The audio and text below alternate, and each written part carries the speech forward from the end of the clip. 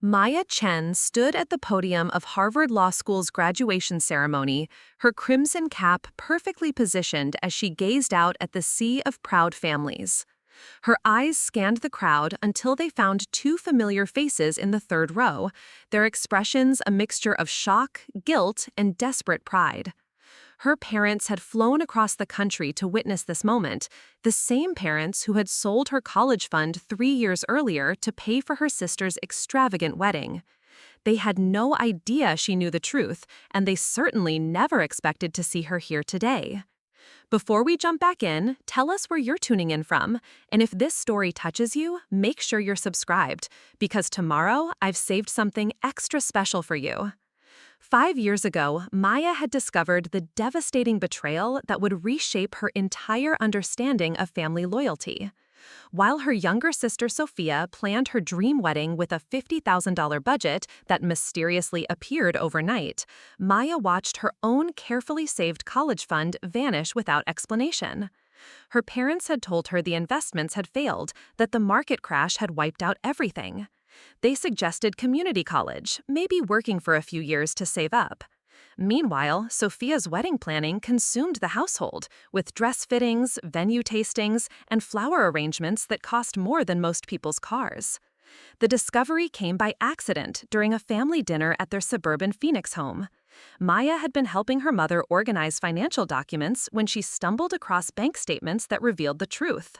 Her college fund, built over 18 years through birthday money, summer job savings, and her grandparents' contributions, had been liquidated in 3 separate transactions. Each withdrawal corresponded perfectly with Sophia's wedding expenses: the venue deposit, the catering advance, the photographer's fee. Her future had been carved up and distributed to create one perfect day for her sister. Maya Chen had always been the responsible daughter in the family. Born first to David and Linda Chen, she had established patterns of reliability and achievement from an early age that would define her role in the family hierarchy for the next 18 years. While her parents celebrated her academic success, there was always an underlying expectation that Maya would figure things out on her own. She was the self-sufficient one, the daughter who didn't need help because she was naturally capable of handling whatever challenges life presented. The dynamic became even more pronounced when Sophia was born 4 years later. Where Maya was studious and methodical, Sophia was charming and spontaneous. Where Maya earned praise for her discipline, Sophia received attention for her creativity and social gifts. The contrast wasn't necessarily problematic in the early years, but it established a family mythology that would prove devastating later. Maya was the achiever who would always land on her feet. Sophia was the dreamer who needed nurturing and support to flourish. Growing up in their middle-class neighborhood in Phoenix, Maya threw herself into academics with the single-minded focus of someone who understood that education was her pathway to independence. She maintained a perfect GPA throughout middle school and high school, participated in debate team, volunteered at the local legal aid clinic, and scored in the 99th percentile on her SATs. Her goal was law school, specifically Harvard Law, a dream that seemed both audacious and achievable given her track record. The college fund had been her parents' idea, started when Maya was born with contributions from birthday gifts, holiday money, and a portion of David's annual bonus from his job as an insurance adjuster. Linda, who worked part-time as a dental hygienist, added her own contributions whenever possible. Maya's paternal grandparents, who had immigrated from Taiwan with virtually nothing and built a successful restaurant business, were the fund's most generous contributors. They understood the transformative power of education and wanted to ensure their granddaughter had opportunities they had never imagined. By Maya's senior year of high school, the fund had grown to nearly $60,000, enough to cover a significant portion of her undergraduate education at a top university.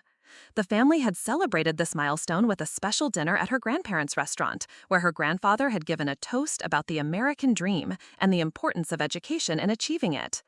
Maya remembered feeling overwhelmed with gratitude and determination that night, knowing that her family believed in her future enough to sacrifice for it. Sophia, meanwhile, had followed a very different path through high school. Academically average but socially gifted, she gravitated toward drama club, art classes, and an ever-expanding circle of friends who adored her infectious personality. Her grades were respectable enough to avoid parental concern, but her interests lay more in social experiences than academic achievement. This wasn't necessarily problematic, Maya had often reflected. People had different strengths and different paths to success. The trouble began during Sophia's junior year when she started dating Marcus Williams, a charming college sophomore she had met at a coffee shop near their high school. Marcus was everything Sophia found attractive in a partner: confident, romantic, and completely devoted to her happiness. He was also from a wealthy family that treated expensive gestures as casual expressions of affection. Within months, Sophia's expectations about relationships, lifestyle, and what constituted normal had shifted drastically upward. Maya watched this transformation with growing unease during her freshman year at Arizona State University, where she had enrolled after receiving a partial scholarship that covered about half her expenses. The college fund was supposed to handle the remainder, along with living expenses and eventually law school. She had chosen to stay in state, partly for financial reasons and partly to remain close to family, a decision she would later regret.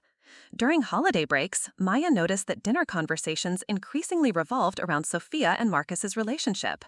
Their romantic getaways, his expensive gifts, the way he treated Sophia like a princess.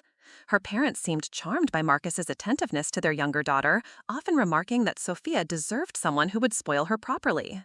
Sophia, meanwhile, had followed a very different path through high school. Academically average but socially gifted, she gravitated toward drama club, art classes, and an ever-expanding circle of friends who adored her infectious personality. Her grades were respectable enough to avoid parental concern, but her interests lay more in social experiences than academic achievement. This wasn't necessarily problematic, Maya had often reflected. People had different strengths and different paths to success. The trouble began during Sophia's junior year when she started dating Marcus Williams, a charming college sophomore she had met at a coffee shop near their high school. Marcus was everything Sophia found attractive in a partner: confident, romantic, and completely devoted to her happiness.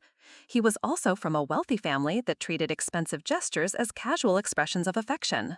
Within months, Sophia's expectations about relationships, lifestyle, and what constituted normal had shifted dramatically upward.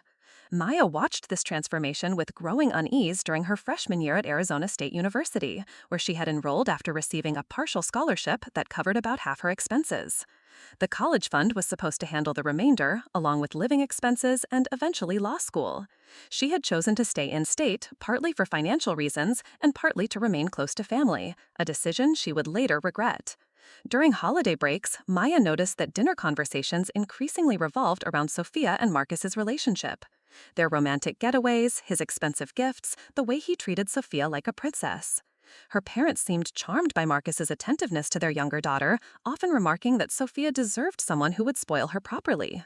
Maya found herself wondering what she had done to deserve less consideration, but she pushed these thoughts aside as unworthy jealousy. The engagement announcement came during Maya's sophomore year, delivered via a family group text that included a photo of Sophia's hand displaying a stunning 3-carat diamond ring. Maya was studying for midterms in her dorm room when the message arrived, and she stared at the photo for several minutes before calling home to offer congratulations. Her parents were ecstatic, already deep into discussions about wedding planning and their hopes for a celebration worthy of their daughter's happiness. Over the following months, Maya watched from a distance as wedding preparations consumed her family's attention and resources. Every conversation began with updates about venue visits, dress appointments, or catering decisions. Her own academic achievements, including making Dean's List and securing a competitive internship at a Phoenix law firm, received polite acknowledgement before the conversation inevitably shifted back to wedding planning. The financial implications became apparent gradually. First, her parents mentioned taking a second mortgage on the house to help with wedding expenses. Then came discussions about liquidating some investments to ensure Sophia had everything she wanted for her special day. Maya began to feel uneasy about her own educational expenses, but when she raised concerns about the cost of her remaining 2 years of college plus law school, her parents assured her they had everything under control. The conversation that shattered Maya's sense of family security occurred during spring break of her sophomore year. She had returned home to Phoenix for the week, hoping to spend quality time with her family and help with wedding preparations. Instead, she found herself excluded from most activities, while Sophia and their mother made endless rounds of vendor appointments and planning meetings. On the third day of her visit, Maya approached her father about accessing her college fund to pay for the following year's expenses. She had received notice that tuition would be increasing and her scholarship would need to be supplemented with additional funds. David's response was evasive, mentioning market volatility and suggesting they discuss it later. When Maya pressed for specifics, he became defensive, insisting that she focus on her studies rather than worrying about finances.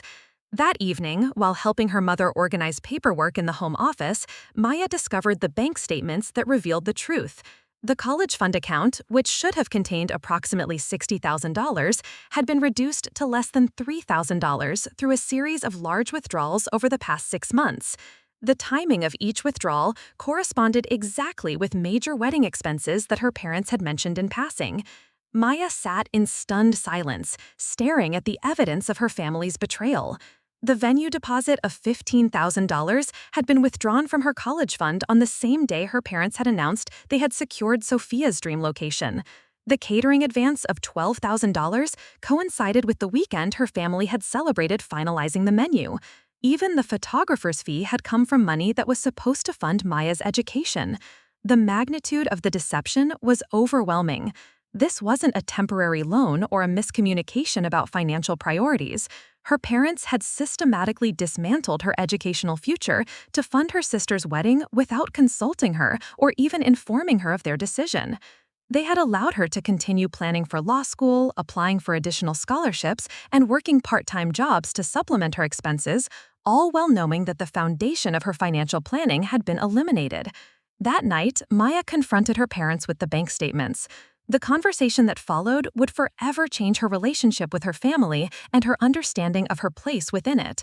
Her parents' initial response was defensiveness, followed by attempts to minimize the significance of their actions.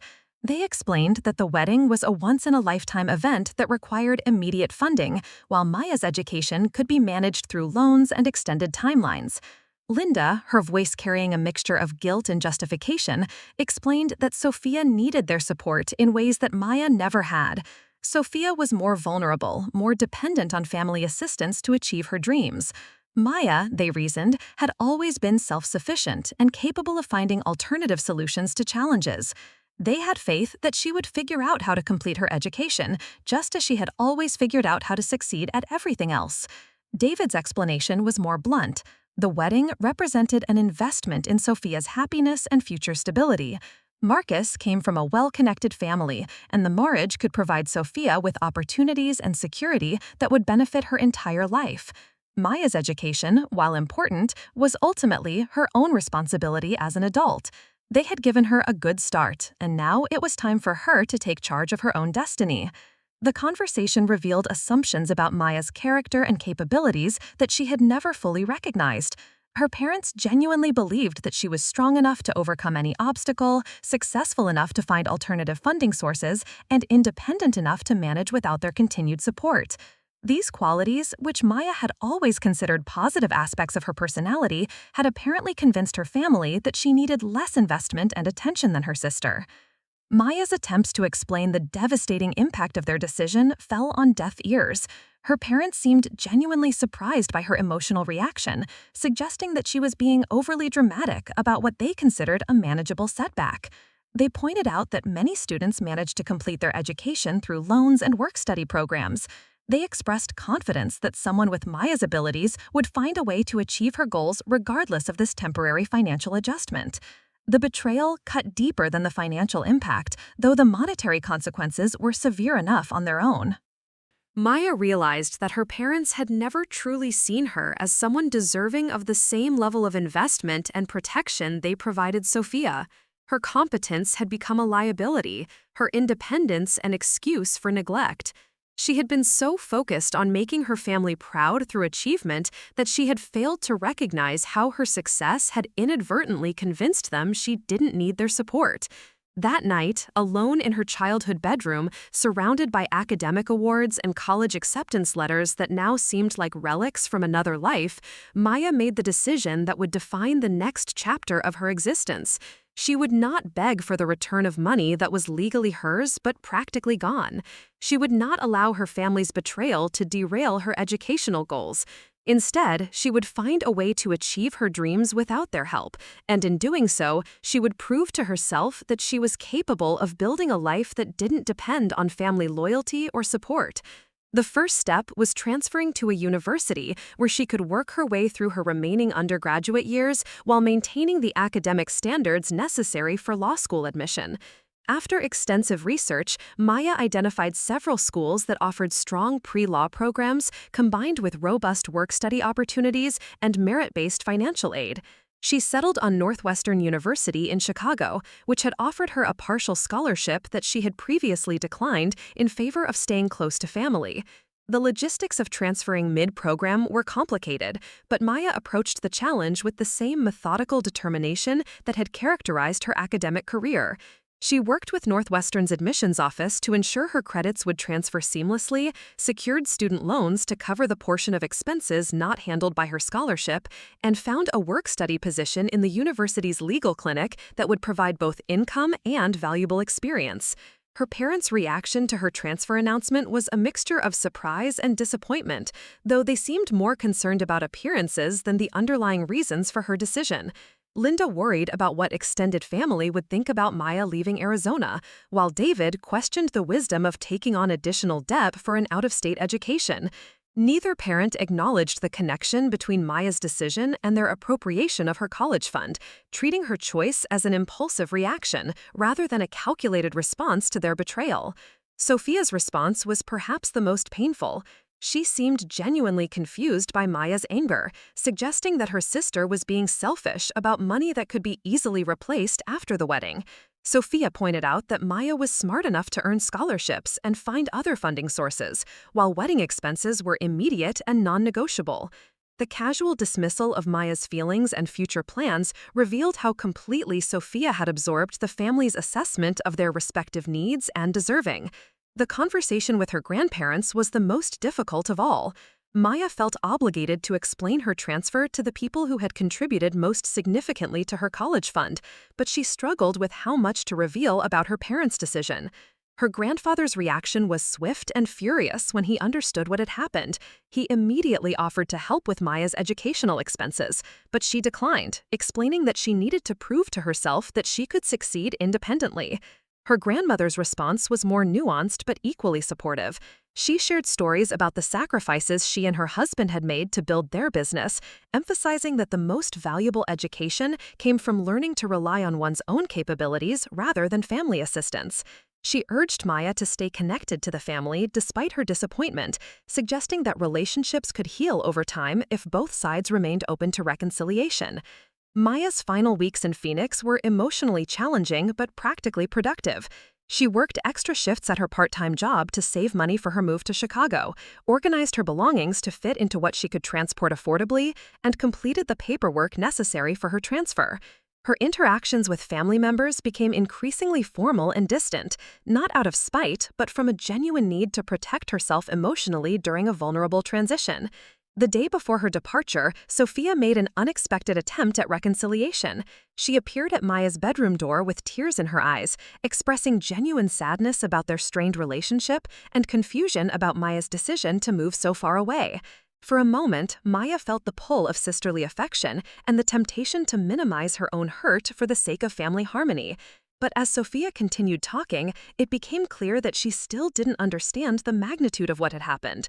She spoke about the wedding as a celebration that the whole family should be excited about, suggesting that Maya's anger was disproportionate to what she considered a temporary financial inconvenience, and expressed hope that distance and time would help Maya regain perspective about what really mattered in life.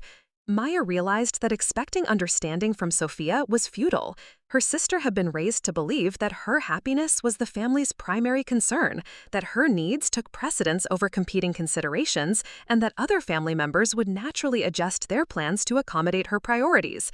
This wasn't necessarily Sophia's fault, Maya recognized, but it was a reality that made genuine communication about the situation impossible. The drive to Chicago marked both an ending and a beginning for Maya. She was leaving behind not just her family and familiar surroundings, but also her assumptions about loyalty, fairness, and the meaning of family commitment.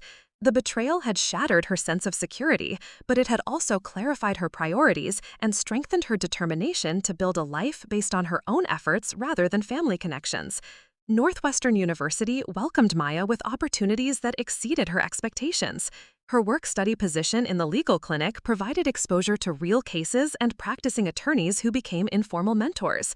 Her professors recognized her dedication and analytical abilities, recommending her for additional research opportunities that enhanced both her resume and her understanding of legal principles.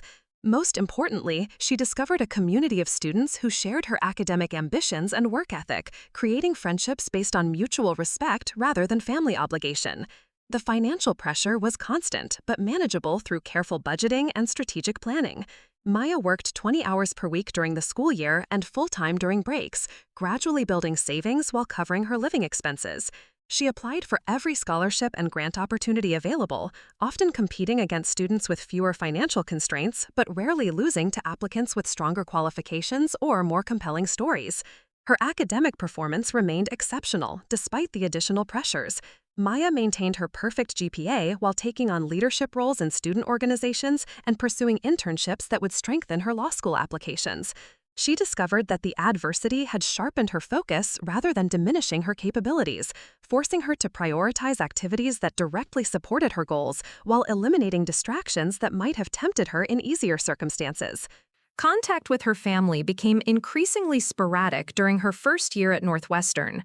Holiday conversations were brief and superficial, focused on academic achievements and weather rather than personal feelings or family dynamics. Maya avoided wedding planning discussions and declined invitations to participate in preparation activities, citing academic commitments and financial constraints that made travel impractical.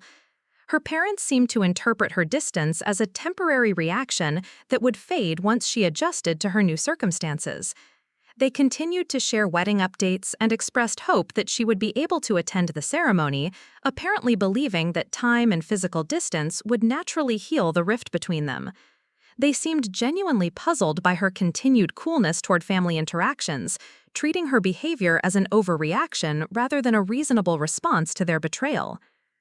Maya's junior year brought the opportunity she had been working toward since arriving at Northwestern. The university's pre-law advisor informed her about a scholarship program specifically designed for students pursuing legal careers in public service. The scholarship covered full tuition plus living expenses for students who demonstrated exceptional academic achievement, combined with a commitment to using their legal education for social good rather than financial gain. The application process was rigorous, requiring extensive essays, faculty recommendations, and interviews with program administrators. Maya threw herself into the application with the intensity of someone who understood that this opportunity could determine the trajectory of her entire career. She wrote about her experiences working in legal aid, her commitment to expanding access to justice, and her determination to use her education to help others navigate complex legal systems. The notification that she had received the scholarship arrived during finals week of her junior year. Maya was studying in the university library when she received the email, and she had to read the message 3 times before the reality sank in. Not only would her remaining undergraduate expenses be covered, but the scholarship included funding for law school at any institution that accepted her. Her financial worries were essentially over, replaced by the exciting challenge of gaining admission to the best possible law school program. That evening, Maya called her grandparents to share the news. Their pride and excitement reminded her of the family relationships that had always supported her goals, providing a stark contrast to the indifference and betrayal she had experienced from her parents. Her grandfather's voice carried tears as he expressed his admiration for her perseverance and achievements, while her grandmother offered practical advice about law school applications and career planning. Maya's decision to apply to Harvard Law School represented both a practical choice and a symbolic statement. Harvard offered one of the nation's most prestigious legal education programs, with faculty and resources that could prepare her for any career path she chose to pursue. But the application also represented a declaration of independence from family limitations and expectations, a demonstration that she could achieve goals that exceeded anything her parents had imagined for her. The application process required every skill Maya had developed during her undergraduate years. Her personal statement told the story of her journey from family betrayal to academic achievement, framing her experiences as preparation for a legal career dedicated to protecting others from injustice.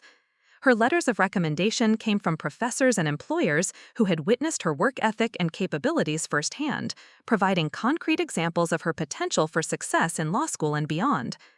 When the acceptance letter from Harvard arrived in March of her senior year, Maya felt a complex mixture of triumph and sadness. The achievement represented validation of her choices and capabilities, proof that she had been right to reject her family's assessment of her needs and deserving.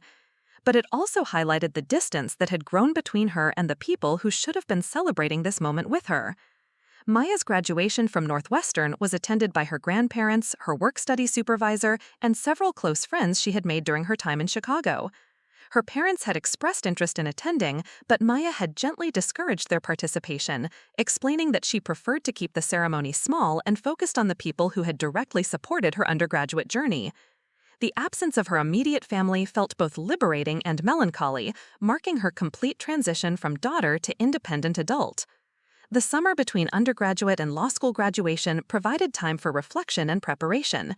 Maya worked as a paralegal at a Chicago firm that specialized in employment law, gaining practical experience while saving money for her move to Cambridge. She maintained minimal contact with her family, sharing basic updates about her plans while avoiding deeper conversations about their relationship or future interactions. Sophia's wedding had taken place the previous fall in an elaborate celebration that Maya had declined to attend. The decision had created additional family tension, but Maya felt that participating in an event funded by her stolen college money would represent a betrayal of her own principles and self-respect.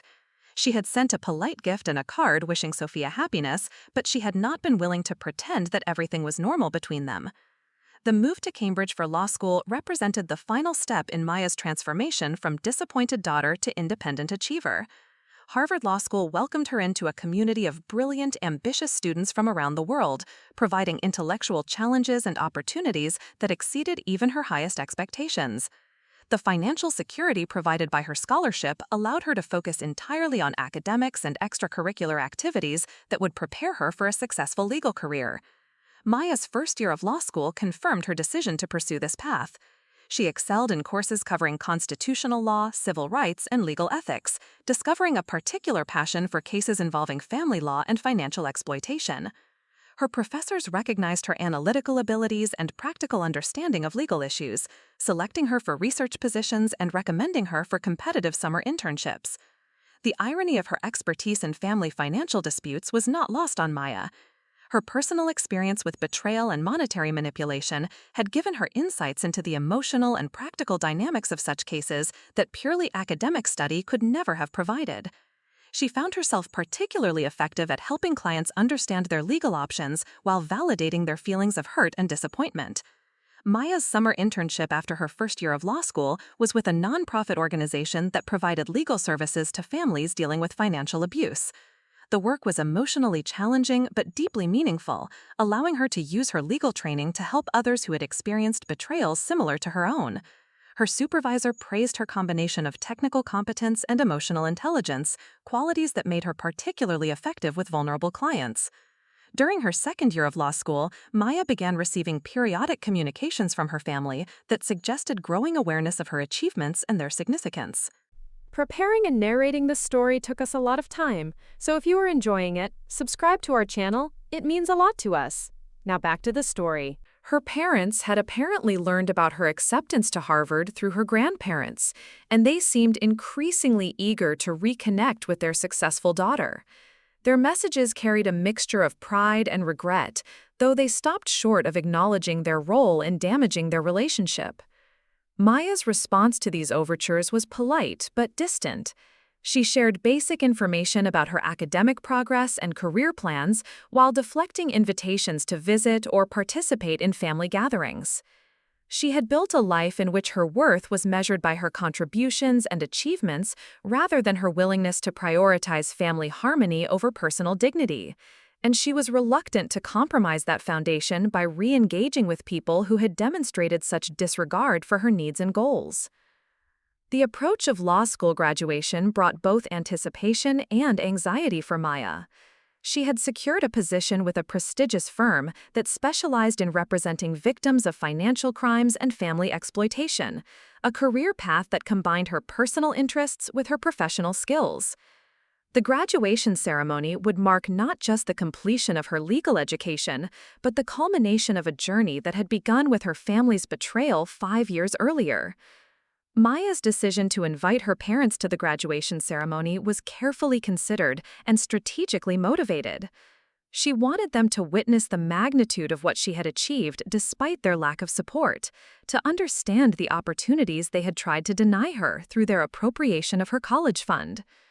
The invitation was not an olive branch or an attempt at reconciliation, but rather a final demonstration of the difference between their assessment of her potential and the reality of her capabilities. As Maya prepared for the ceremony that would transform her from law student to attorney, she reflected on the journey that had brought her to this moment. The betrayal that had initially seemed like a devastating setback had ultimately become the catalyst for achievements that exceeded her original dreams. Her family's lack of faith in her capabilities had forced her to develop resources and relationships that proved more valuable than their financial support could ever have been. The young woman who would walk across the Harvard Law School graduation stage bore little resemblance to the devastated college sophomore who had discovered her parents' betrayal 5 years earlier. Maya had evolved from someone who sought family approval and support to someone who created her own opportunities and validation. The transformation was complete, and the graduation ceremony would provide the perfect opportunity to demonstrate just how dramatically her family had underestimated both her potential and their own loss. Maya's third year at Harvard Law School brought opportunities that would have seemed impossible during those dark days in Phoenix when she first discovered her family's betrayal. The prestigious Law Review had selected her as an associate editor, a position that required her to analyze complex legal arguments while managing submissions from some of the brightest legal minds in the country. Her professors had begun treating her less like a student and more like a colleague, inviting her to contribute research to their scholarly articles and consulting her opinions on cases that would shape legal precedent for decades to come. The transformation was particularly evident in her work with Professor Elizabeth Hartwell, a legendary figure in family law who had argued landmark cases before the Supreme Court. Professor Hartwell had taken an interest in Maya after reading her seminal paper on financial exploitation within families, a work that drew heavily from Maya's personal experience while maintaining the analytical rigor expected at Harvard. The professor's mentorship opened doors to research opportunities and networking events that connected Maya with practicing attorneys who specialized in the exact areas of law that fascinated her most. Maya's apartment in Cambridge had become a sanctuary that reflected her new identity as an independent professional rather than a disappointed daughter. The walls displayed her academic achievements, professional recognitions, and photographs with classmates and mentors who had become her chosen family. There were no pictures of her parents or sister, no reminders of the relationships that had once defined her sense of self-worth. The space was entirely her own creation, funded by her scholarship and part-time work, decorated according to her preferences rather than family expectations. During this period, Maya maintained minimal contact with her family in Phoenix.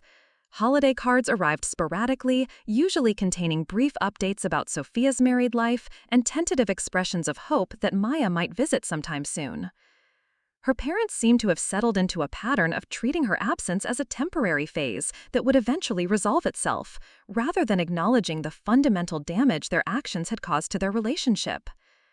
The few phone conversations that did occur were stilted and superficial, focusing on safe topics like weather and academics while carefully avoiding any discussion of feelings or family dynamics.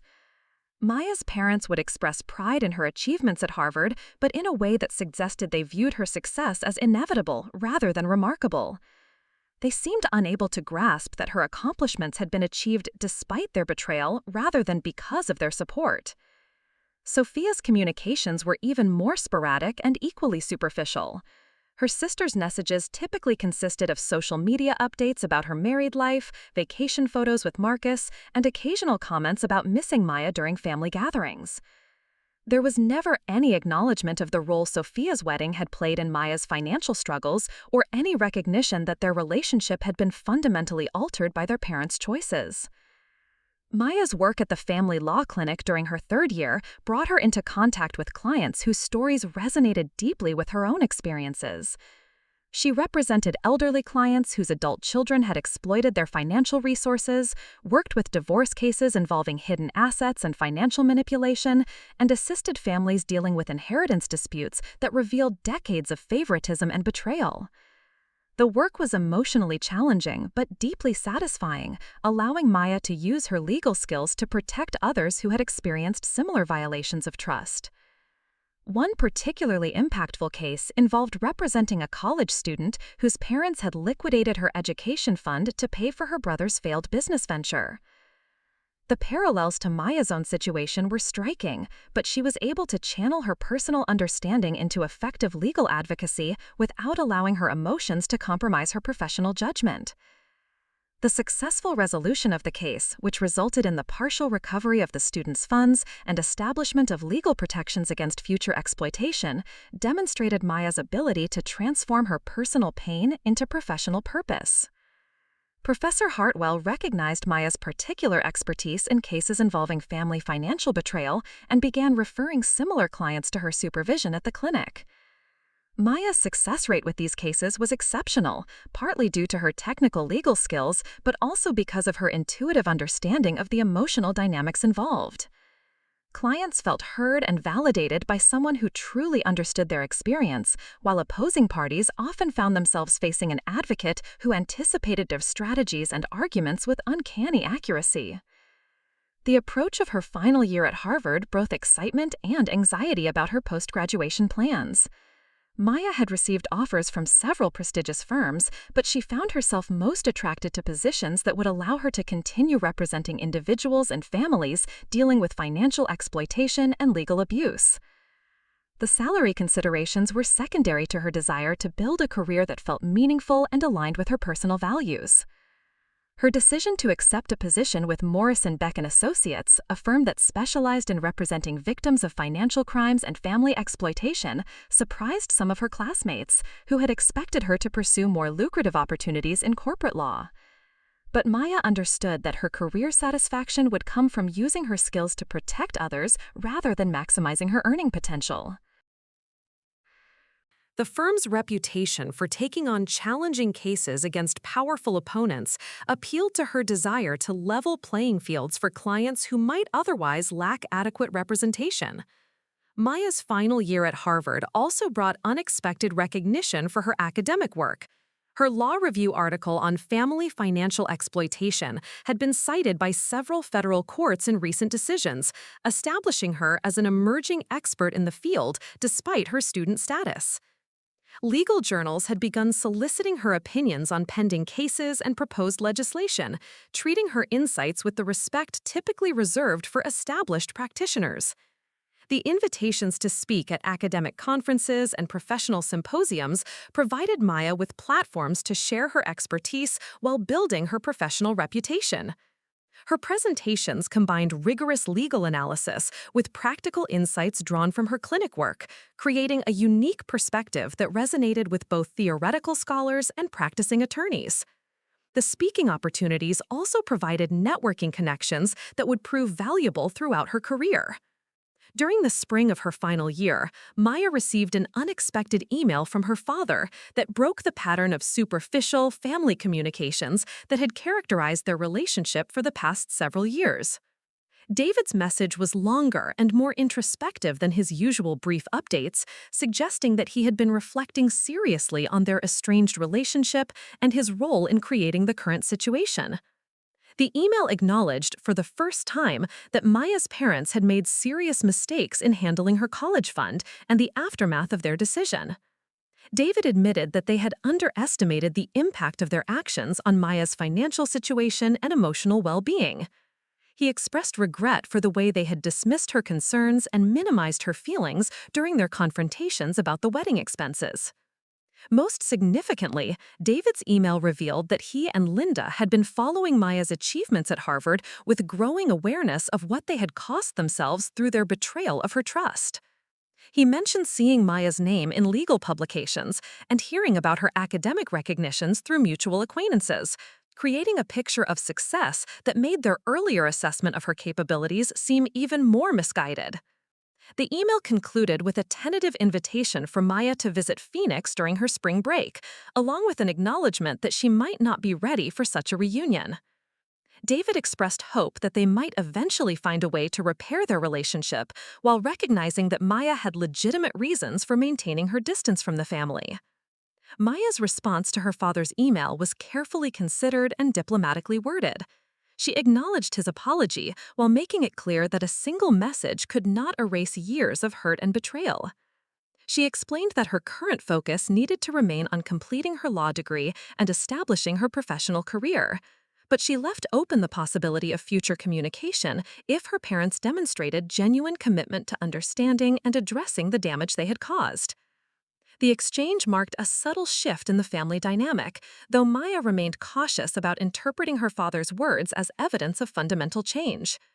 She had learned through her legal work that apologies were often tactical rather than heartfelt, designed to achieve specific outcomes rather than express genuine remorse. Her willingness to engage with her parents would depend on their actions over time rather than their immediate expressions of regret. Maya's graduation preparation intensified during the final months of law school, as she balanced completing her coursework with preparing for the bar examination and transitioning to her new position at Morrison Beck and Associates. The firm had agreed to provide her with a flexible schedule that would allow her to take the bar exam while beginning her practical training, recognizing her potential value as an associate who combined academic excellence with specialized expertise. The decision of whether to invite her family to her graduation ceremony weighed heavily on Maya's mind during these final weeks. Part of her wanted to share this monumental achievement with the people who had been present during her childhood and early academic successes. But another part of her recognized that their presence might diminish rather than enhance her enjoyment of the moment, particularly given their history of making events about themselves and their own feelings rather than supporting her experiences.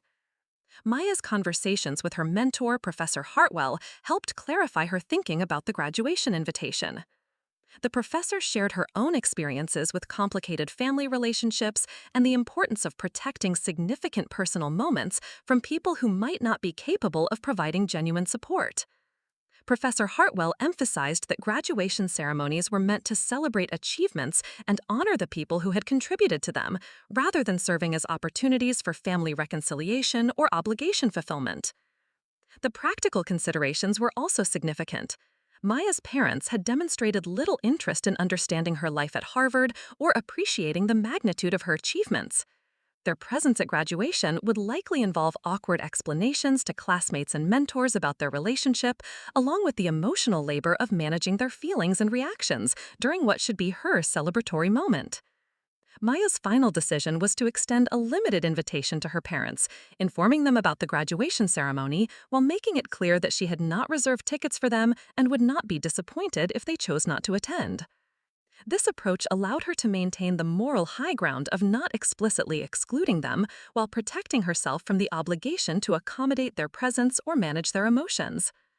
Her parents' response revealed the complex mixture of pride and guilt that had come to characterize their relationship with Maya's achievements.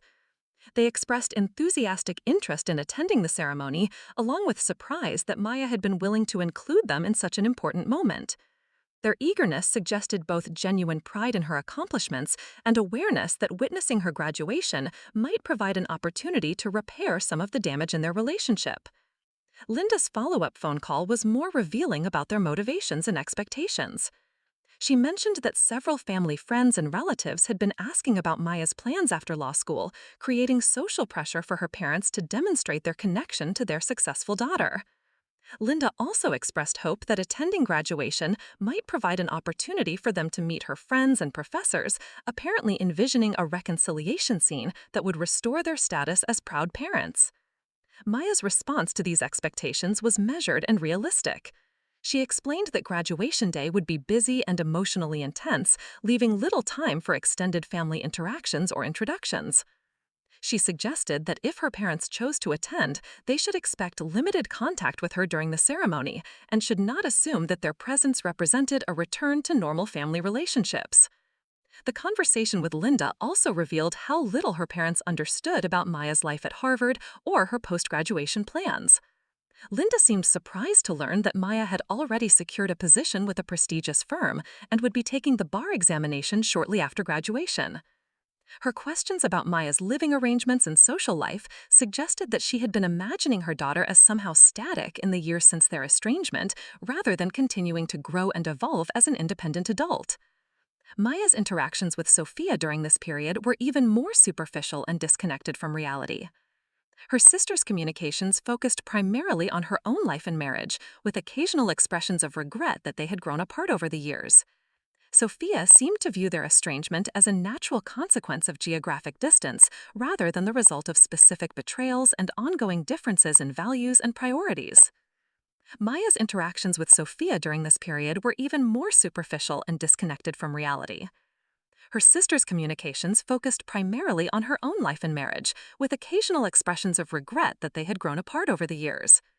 Sophia seemed to view their estrangement as a natural consequence of geographic distance, rather than the result of specific betrayals and ongoing differences in values and priorities.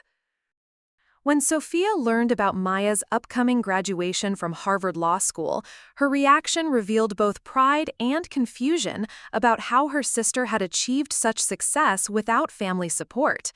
Sophia's questions suggested that she had never fully understood the financial impact of her wedding on Maya's educational plans, treating the college fund appropriation as a minor inconvenience rather than a major betrayal. The conversation with Sophia also revealed her continued expectation that family relationships should automatically heal over time without specific effort or acknowledgement of wrongdoing. Sophia expressed hope that Maya's graduation might mark a new chapter in their relationship, apparently assuming that success would naturally lead to forgiveness and renewed closeness between them. Maya's response to Sophia's overtures was polite but distant, acknowledging her sister's expressions of pride while making it clear that their relationship could not simply resume without addressing the underlying issues that had caused their estrangement. Maya explained that trust, once broken, required specific actions and demonstrated commitment to repair, rather than the passage of time and achievement of success. As graduation day approached, Maya found herself reflecting on the journey that had brought her to this moment. The young woman who would walk across the Harvard Law School stage bore little resemblance to the devastated college student who had discovered her family's betrayal 5 years earlier.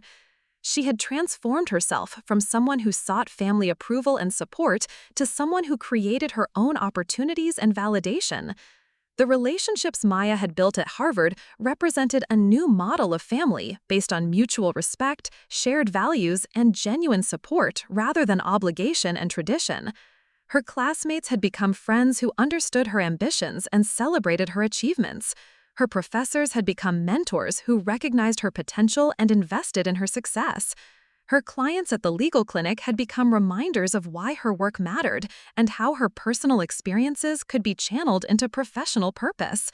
Maya's apartment in Cambridge had become filled with mementos from her law school years. Thank you cards from grateful clients, photographs from academic conferences, books inscribed by professors who had influenced her thinking. These objects told the story of a young woman who had rebuilt her life according to her own values and priorities, creating success on her own terms rather than meeting expectations set by others. The financial security that had seemed so precarious when her college fund was stolen had been replaced by scholarships, work-study income, and the promise of a substantial salary from her new position. Maya had learned to rely on her own capabilities rather than family support, discovering that self-sufficiency provided both practical benefits and emotional satisfaction that she had never experienced when depending on others. Her relationship with her grandparents had remained strong throughout her years at Harvard, providing a connection to family that was based on mutual respect and shared values rather than obligation and expectation. Their pride in her achievements felt genuine and unconditional, contrasting sharply with her parents' complicated mixture of pride and guilt that seemed to require her success to validate their earlier decisions. Maya's preparation for the bar examination had been another opportunity to demonstrate her ability to achieve goals through dedicated effort rather than family connections or inherited advantages. Her study schedule was rigorous and methodical, reflecting the discipline and work ethic that had carried her through her most challenging academic and personal periods. The law firm where Maya would begin her career had welcomed her not because of family connections or inherited status, but because of her demonstrated expertise and potential for contributing to their mission. Her colleagues recognized her academic achievements and practical experience, treating her as a professional equal rather than someone who needed special consideration or accommodation.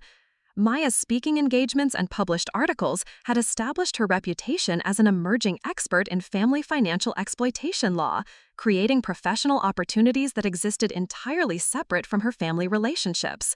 Her success was visible and measurable, providing objective validation of her capabilities that could not be diminished by family opinions or expectations. The irony of her expertise in family financial exploitation was not lost on Maya. Her personal experience with betrayal and financial manipulation had provided insights and motivation that purely academic study could never have offered. She had transformed her greatest personal challenge into her professional strength, creating a career that allowed her to help others while processing her own experiences. Maya's clients at the legal clinic had provided her with a broader perspective on family dysfunction and financial abuse, revealing that her experiences, while painful, were not unique or insurmountable. Working with others who had faced similar challenges had reinforced her belief that individuals could overcome family betrayals and build successful lives based on their own efforts and choices. The graduation ceremony would mark not just the completion of her legal education, but the culmination of a transformation that had begun with her family's betrayal 5 years earlier.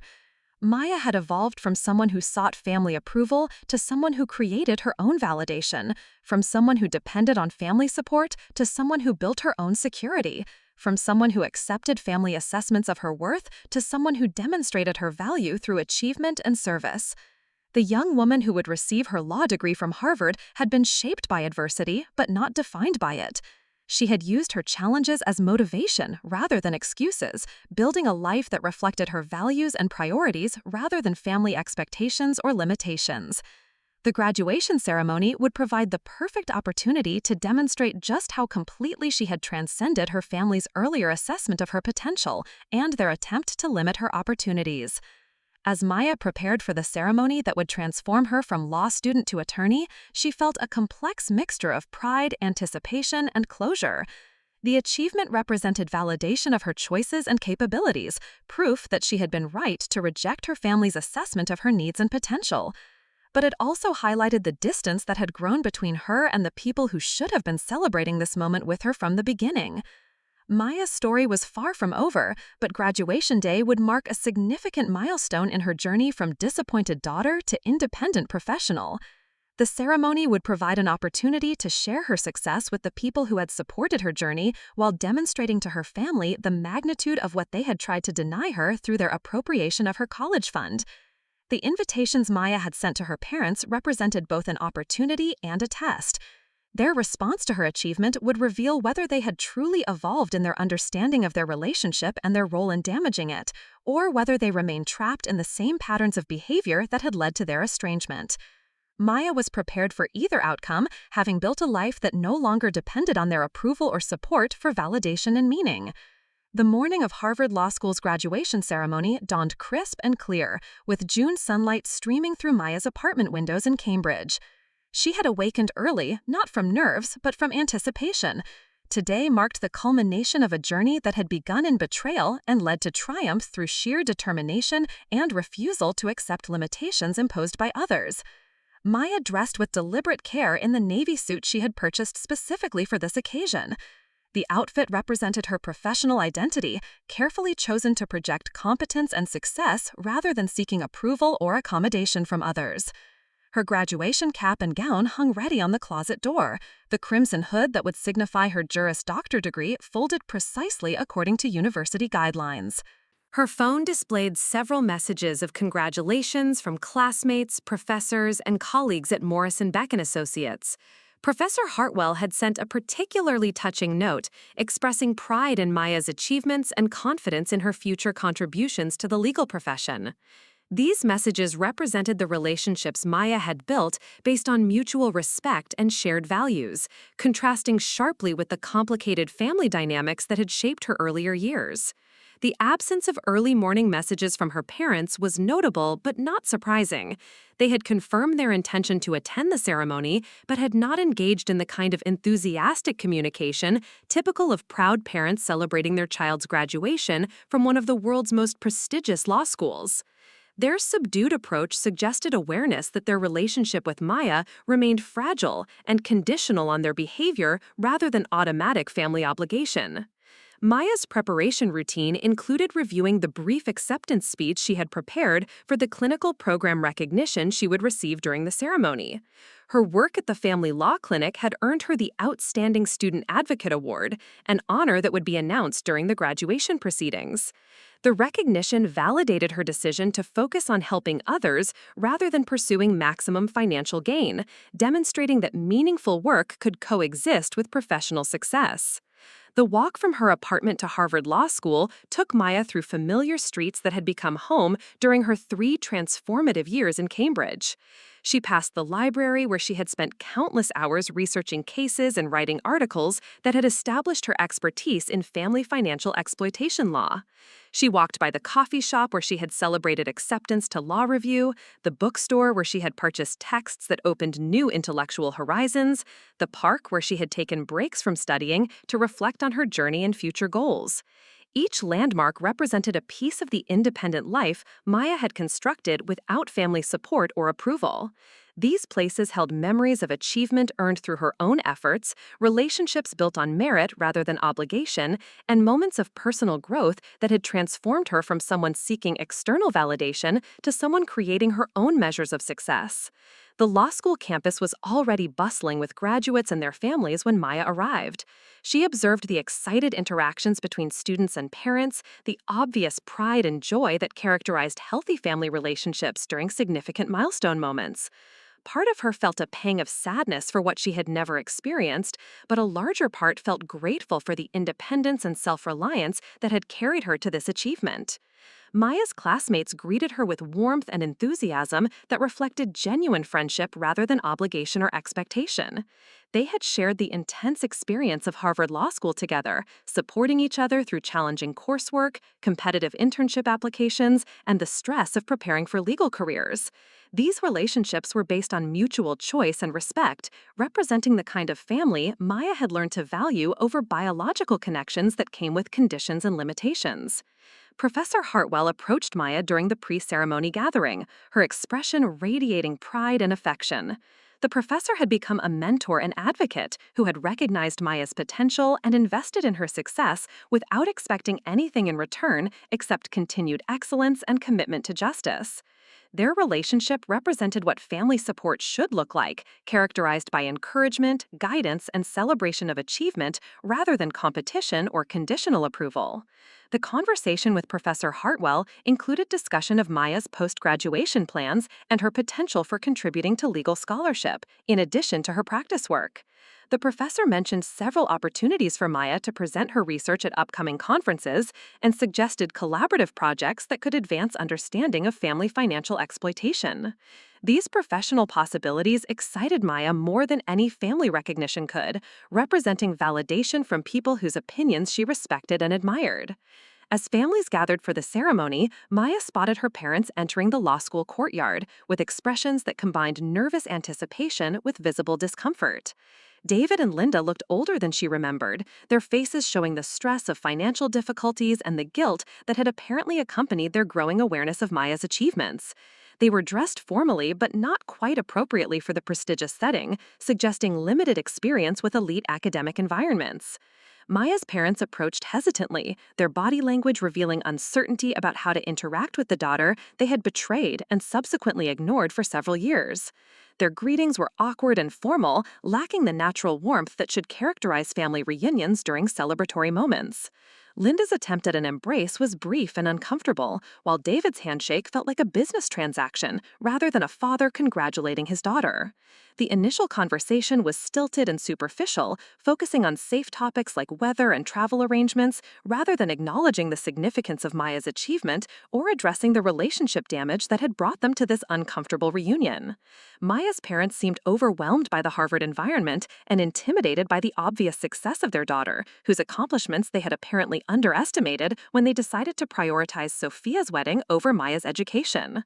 Linda's comments revealed her limited understanding of Maya's law school experience. She seemed surprised by the recognition Maya would receive during the ceremony and confused about the prestige associated with her daughter's academic achievements. Her questions suggested that she had been expecting a more modest celebration rather than the elaborate ceremony that honored graduates from one of the world's most respected legal education programs. David's behavior indicated similar disconnection from Maya's reality. He appeared uncomfortable with the academic setting and unsure how to respond to congratulations from Maya's classmates and professors who recognized him as her father. His attempts at conversation revealed limited knowledge about his work at the legal clinic or her expertise in family financial exploitation law, suggesting that he had not made efforts to understand her professional development during their years of estrangement. The most revealing moment came when Professor Hartwell approached to meet Maya's parents. The professor's warm introduction and obvious pride in Maya's achievements created a stark contrast with her parents' subdued and awkward responses. Professor Hartwell's detailed knowledge of Maya's academic work and professional potential highlighted how little her own parents understood about her capabilities and accomplishments. During this interaction, Linda made a comment about being surprised that Maya had achieved so much success without family support, apparently not recognizing the irony of her statement. Professor Hartwell's response was diplomatically worded, but clearly indicated her awareness that Maya had succeeded despite rather than because of her family circumstances. The exchange left Maya's parents looking uncomfortable and defensive, while reinforcing Maya's appreciation for the mentors who had genuinely supported her journey. The graduation ceremony itself was magnificent, combining academic tradition with celebration of individual achievement in ways that honored both scholarly accomplishment and future potential. Maya's name was called for both her degree and her clinical program recognition, moments that represented validation of her decision to pursue justice-oriented legal work rather than maximizing financial gain. The applause from her classmates and professors felt genuine and enthusiastic, reflecting relationships built on mutual respect and admiration. Maya's acceptance of a clinical program award provided an opportunity to acknowledge the people who had supported her journey while subtly highlighting the absence of family encouragement during her most challenging periods. Her brief speech thanked professors who had mentored her development, classmates who had become friends and colleagues, and clients who had taught her about resilience and determination. The omission of family acknowledgments was notable to those who understood her history, though diplomatically handled to avoid creating awkwardness during the ceremonial moment.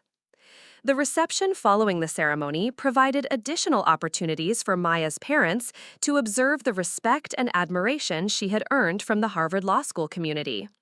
Classmates approached to congratulate her and discuss future professional collaborations.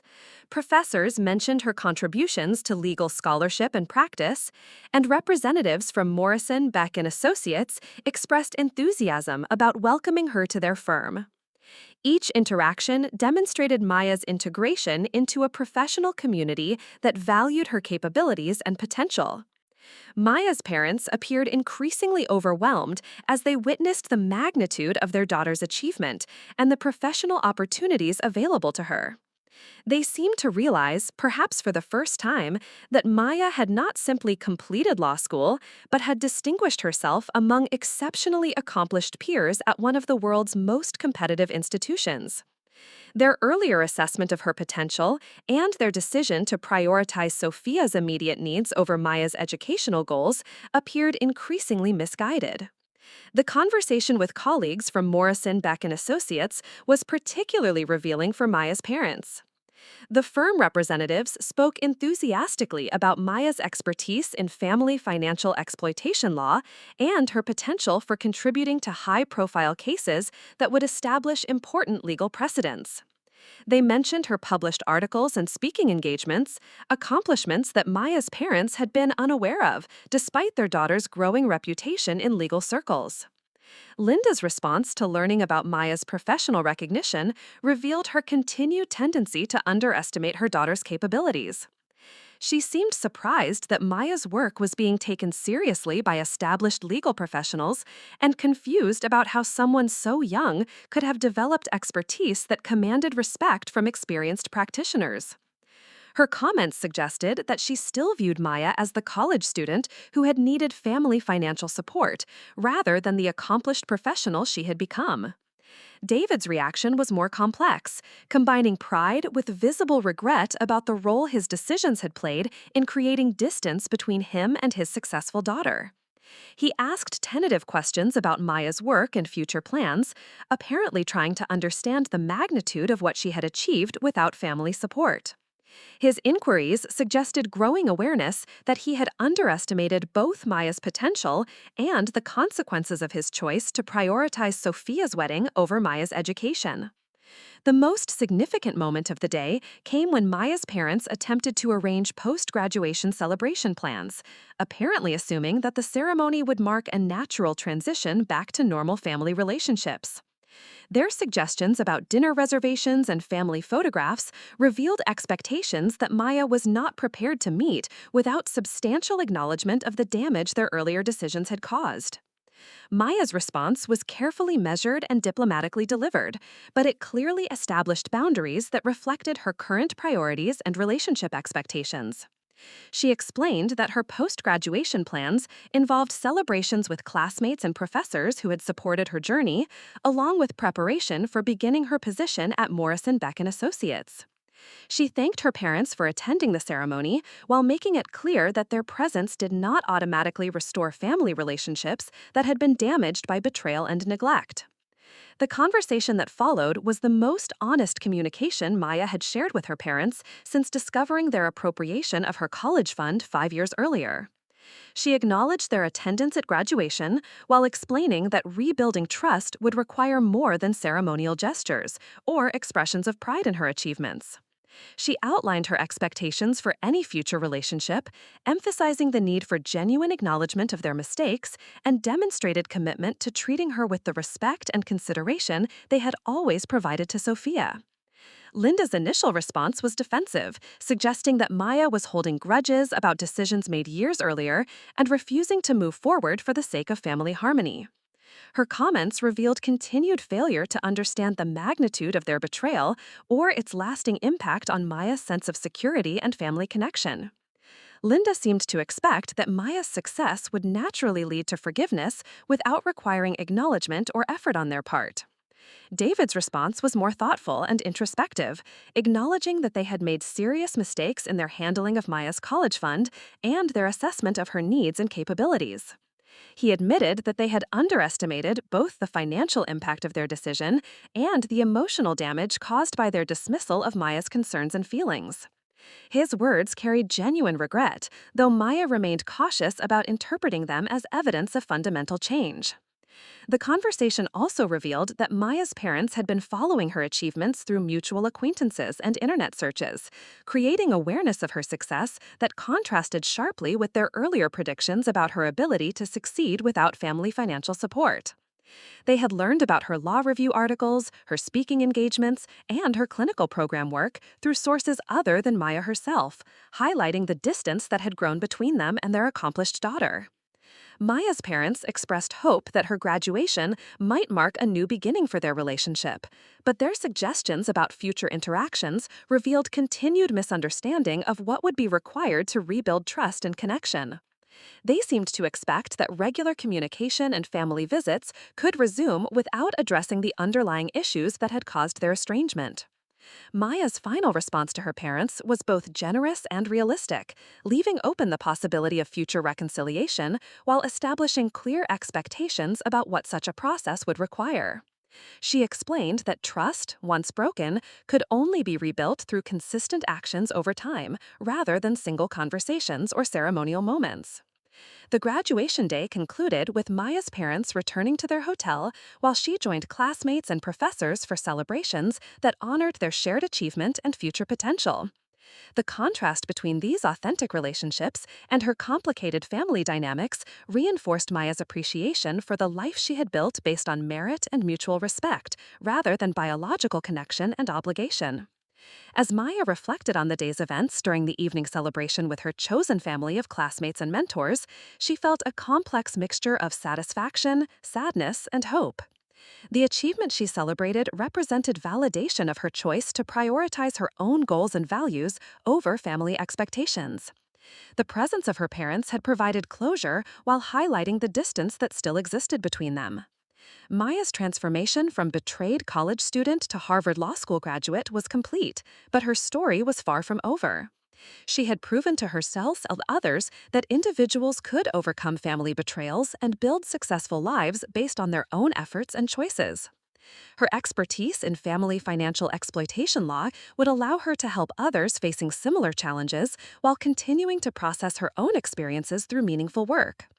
The future stretched ahead, with possibilities that Maya had created through her own determination and refusal to accept limitations imposed by others.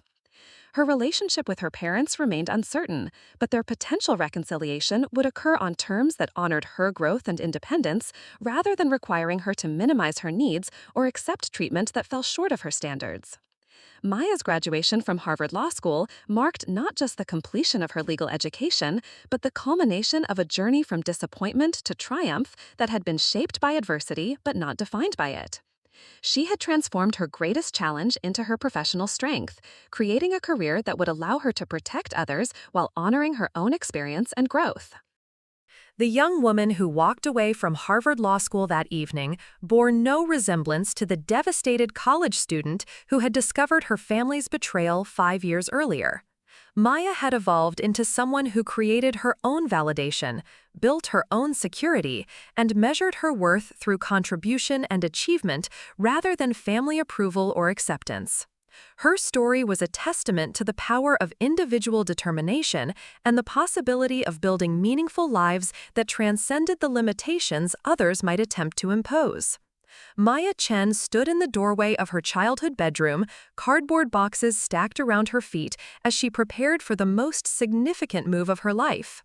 The acceptance letter from Harvard Law School lay carefully protected in a manila folder, representing not just academic achievement, but the culmination of a journey they had begun with devastating betrayal and led to triumph through sheer determination.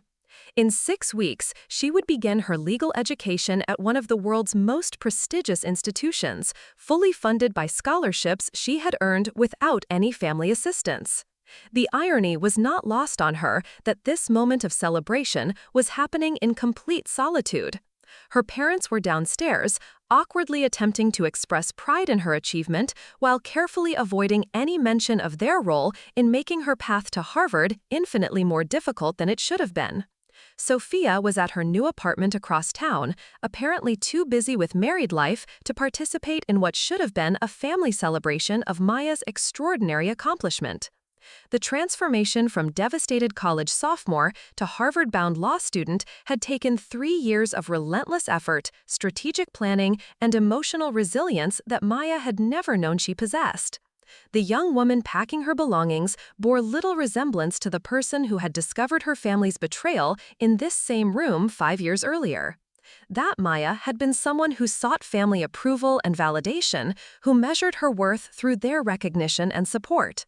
This Maya had learned to create her own opportunities and define success according to her own values rather than external expectations.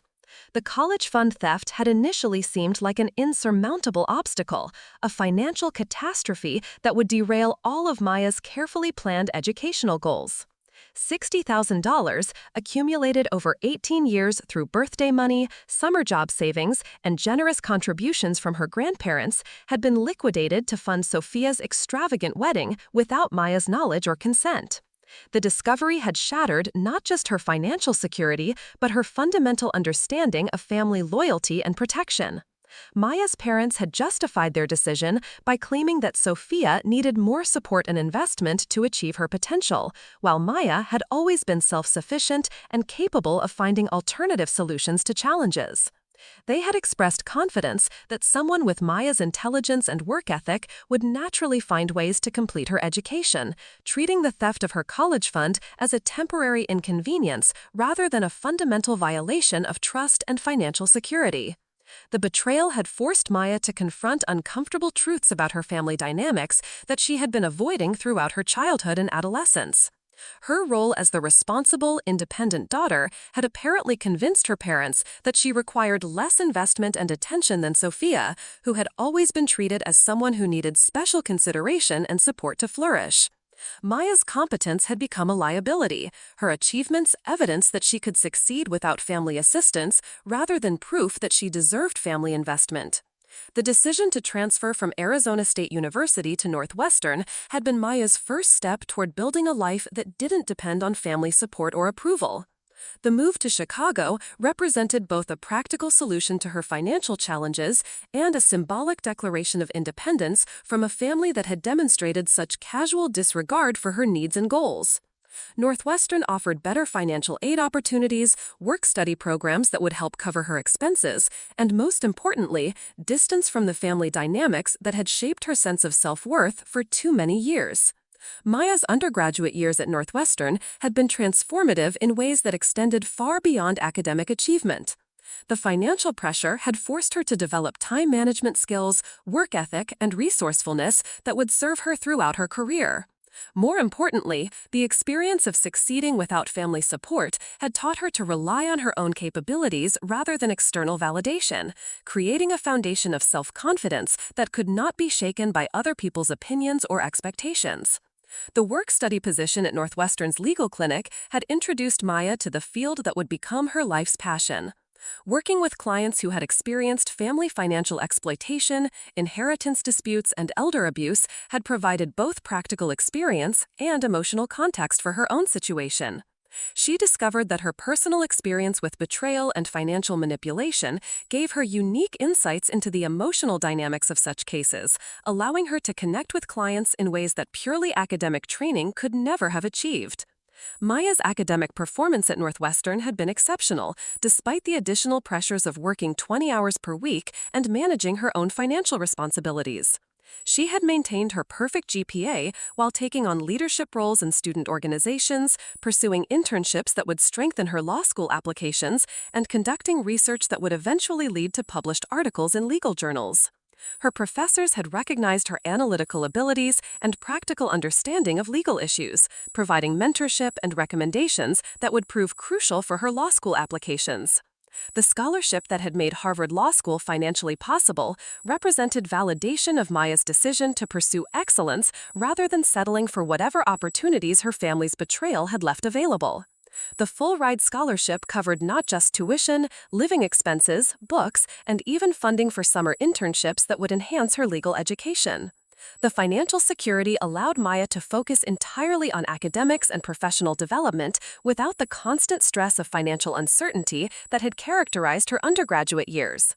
Maya's law school application had told the story of her journey, from family betrayal to academic achievement, with careful attention to framing her experiences as preparation for a legal career rather than as complaints about family dysfunction. Her personal statement had emphasized how her work with financial exploitation victims had revealed her passion for protecting vulnerable individuals from those who would take advantage of trust relationships. The admissions committee had apparently recognized the unique perspective and motivation that her personal experiences would bring to legal education and practice. The 3 years at Harvard Law School had exceeded Maya's expectations in every way that mattered. The intellectual challenges had pushed her to develop analytical skills and legal reasoning abilities that would serve her throughout her career. The clinical work had provided practical experience with real cases and real clients, allowing her to apply theoretical knowledge to concrete problems, while building the advocacy skills that would define her professional identity. Professor Elizabeth Hartwell's mentorship had been particularly transformative, providing both professional guidance and personal support that helped Maya navigate the competitive environment of elite legal education. Professor Hartwell had recognized her particular expertise in family financial exploitation cases and had encouraged her to develop that specialization through research, writing, and clinical work. The professor's recommendation had been instrumental in Maya securing her position at Morrison Beck& Associates, a firm that specialized in exactly the kind of work that Maya found most meaningful. Maya's law review article on family financial exploitation had established her as an emerging expert in the field despite her student status. The article had been cited by federal courts, referenced in other scholarly works, and had led to invitations to speak at academic conferences and professional symposiums. The recognition had validated Maya's decision to focus on helping others rather than pursuing maximum financial gain, demonstrating that meaningful work could coexist with professional success and recognition. The clinical program recognition Maya would receive at graduation represented acknowledgement of her exceptional work with clients at Harvard's Family Law Clinic. Her success rate with cases involving financial exploitation and family abuse had been remarkable, partly due to her technical legal skills, but primarily because of her intuitive understanding of the emotional dynamics involved. Maya's academic performance at Northwestern had been exceptional, despite the additional pressures of working 20 hours per week and managing her own financial responsibilities. She had maintained her perfect GPA while taking on leadership roles in student organizations, pursuing internships that would strengthen her law school applications, and conducting research that would eventually lead to published articles in legal journals. Her professors had recognized her analytical abilities and practical understanding of legal issues, providing mentorship and recommendations that would prove crucial for her law school applications. The scholarship that had made Harvard Law School financially possible represented validation of Maya's decision to pursue excellence rather than settling for whatever opportunities her family's betrayal had left available. The full-ride scholarship covered not just tuition, living expenses, books, and even funding for summer internships that would enhance her legal education. The financial security allowed Maya to focus entirely on academics and professional development without the constant stress of financial uncertainty that had characterized her undergraduate years. Maya's law school application had told the story of her journey from family betrayal to academic achievement, with careful attention to framing her experiences as preparation for a legal career rather than as complaints about family dysfunction. Her personal statement had emphasized how her work with financial exploitation victims had revealed her passion for protecting vulnerable individuals from those who would take advantage of trust relationships. The admissions committee had apparently recognized the unique perspective and motivation that her personal experiences would bring to legal education and practice. The 3 years at Harvard Law School had exceeded Maya's expectations in every way that mattered. The intellectual challenges had pushed her to develop analytical skills and legal reasoning abilities that would serve her throughout her career. The clinical work had provided practical experience with real cases and real clients, allowing her to apply theoretical knowledge to concrete problems while building the advocacy skills. Clients had responded to her authenticity and genuine concern, while opposing parties had found themselves facing an advocate who anticipated their strategies with uncanny accuracy. Maya's post-graduation position at Morrison Beck& Associates represented the perfect alignment of her personal experiences, professional skills, and career goals. The firm's focus on representing victims of financial crimes and family exploitation would allow her to continue the work she had begun at Harvard while building expertise that could eventually lead to policy changes and legal reforms that would protect others from similar experiences. The salary was substantial enough to provide financial security while allowing her to focus on meaningful work rather than maximum compensation. The relationship with her family had remained complicated throughout her law school years, characterized by sporadic communication and careful maintenance of emotional distance. Maya's parents had gradually become aware of her achievements at Harvard through mutual acquaintances and internet searches, creating a growing recognition of what they had cost themselves through their betrayal of her trust. Their occasional attempts at communication had revealed both pride in her success and guilt about their role in making her journey more difficult than necessary. Sophia's life had followed a very different trajectory since her expensive wedding 5 years earlier. Her marriage to Marcus had provided the financial security and social status that had justified her parents' investment in her wedding, but it had also revealed the limitations of building a life around other people's resources rather than personal achievement. Sophia's attempts to establish a career had been sporadic and unsuccessful, leading to increasing dependence on Marcus's income and growing awareness that she lacked the skills and experience necessary for independent success. Maya's grandparents had remained supportive throughout her journey, providing emotional encouragement and practical advice without attempting to replace the family financial support that had been stolen from her. Their pride in her achievements felt genuine and unconditional, contrasting sharply with her parents' complicated mixture of pride and guilt that seemed to require her success to validate their earlier decisions. The relationship with her grandparents had provided Maya with evidence that healthy family relationships were possible when based on mutual respect and genuine care rather than obligation and expectation. The preparation for graduation had forced Maya to make decisions about which relationships deserved recognition and celebration during this significant milestone. Her chosen family of classmates, professors, and mentors had earned their places through consistent support and genuine investment in her success. Her biological family's presence would need to be earned through acknowledgement of their mistakes and demonstrated commitment to treating her with the respect and consideration she had always deserved. Maya's decision to invite her parents to graduation represented both generosity and strategy. She wanted them to witness the magnitude of what she had achieved despite their lack of support, to understand the opportunities they had tried to deny her through their appropriation of her college fund. The invitation was not an olive branch or an attempt at reconciliation, but rather a final demonstration of the difference between their assessment of her potential and the reality of her capabilities. The graduation ceremony would mark not just the completion of Maya's legal education, but the culmination of a transformation that had begun with her family's betrayal and led to achievements that exceeded her original dreams. The young woman who would walk across the Harvard Law School stage had evolved from someone who sought family approval to someone who created her own validation, from someone who depended on family support to someone who built her own security, from someone who accepted family assessments of her worth to someone who demonstrated her value through achievement and service. Maya's story represented both personal triumph and broader commentary on family dynamics, financial exploitation, and the possibility of building meaningful lives that transcend the limitations others might attempt to impose.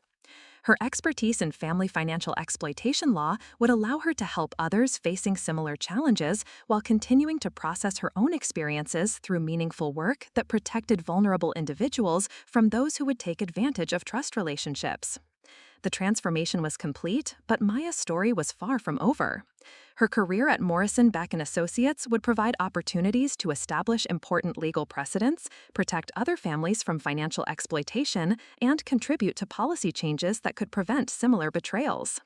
Her personal experience had been painful, but ultimately transformative, providing motivation and insights that would serve her throughout her career while helping others navigate similar challenges.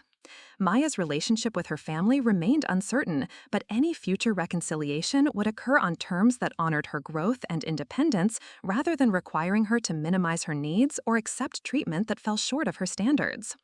She had proven to herself and others that individuals could overcome family betrayals and build successful lives based on their own efforts and choices, creating meaning and purpose that exist independently of family approval or support. The graduation ceremony would provide the perfect opportunity for Maya to demonstrate the magnitude of her achievement while highlighting the cost of her family's earlier betrayal. Their presence would serve as a reminder of what they had lost through their casual disregard for her needs and goals, while also providing potential opportunity for reconciliation if they had truly evolved in their understanding of family relationships and mutual respect. Maya's journey from betrayed college student to Harvard Law School graduate represented hope for others facing similar family challenges and financial exploitation. Her story demonstrated that adversity could become motivation, that betrayal could lead to independence, and that individuals could create their own definitions of success and family based on mutual respect and genuine care rather than obligation and expectation. The young woman packing her belongings for the move to her post-graduation life had been shaped by adversity but not defined by it. She had used her challenges as motivation rather than excuses, building a life that reflected her values and priorities rather than family expectations or limitations. The graduation ceremony would provide closure to one chapter of her story while opening possibilities for future achievements that would honor both her personal journey and her commitment to protecting others from similar experiences. As Maya prepared to leave her childhood home for the final time as a student, she carried with her the knowledge that she had overcome her family's betrayal not through bitterness or revenge, but through excellence and determination to build a life that honored her own values and potential. The transformation was complete, the achievement was real, and the future stretched ahead with possibilities that Maya had created through her own efforts and refusal to accept limitations imposed by others who had failed to recognize her true worth and potential. Up next, you've got two more standout stories right on your screen. If this one hit the mark, you won't want to pass these up. Just click and check them out.